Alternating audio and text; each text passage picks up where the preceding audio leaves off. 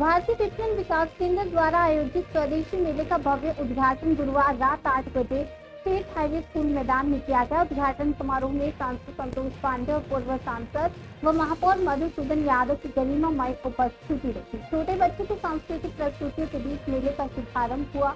इस अवसर पर स्वदेशी जागरण मंच के अध्यक्ष योगेश बागड़ी, मेले में संयोजक विनोद गड्ढा और संरक्षक नरेंद्र ठाकुर सहित बड़ी संख्या में गणमान्य नागरिक मौजूद रहे। 22 जनवरी से 28 जनवरी तक चलने वाले इस स्वदेशी मेले में इस वर्ष स्थानीय उत्पाद प्रमुख आकर्षण का केंद्र रहेंगे। आत्मनिर्भर भारत अभियान को साकार करने के उद्देश्य से स्थानीय व्यापार और उत्पादों को बढ़ावा देने का संदेश दिया गया।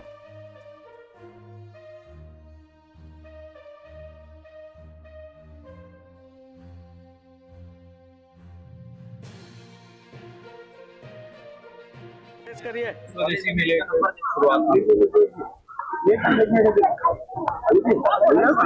स्वदेशी मेला से ही आत्मनिर्भर भारत की ओर हम बढ़ रहे हैं और आज से नहीं, अपितु जब भारत पराधीन था, महात्मा गांधी जी, पंडित दीनदयाल उपाध्याय, दत्तोपंत ठेंगड़ी, सबने स्वदेशी का आह्वान किया और स्वदेशी एक ऐसा मूल मंत्र है, इसी रास्ते पर देश आगे बढ़ सकता है और अपने गौरव को प्राप्त कर सकता है। हम सब जानते हैं कि जिस प्रकार से स्वदेशी का प्रदर्शन ऑपरेशन सिंदूर के समय हुआ, हमारे मिसाइलों का, हमारे ड्रोन का, हमारा पूरा देश उस पर गौरवान्वित है। आने वाले समय में चाहे वो ट्रम्प की टैरिफ हो या विदेशियों की ये जो धमकी है, स्वदेशी के मंत्र से ही हम इसको दूर कर सकते हैं।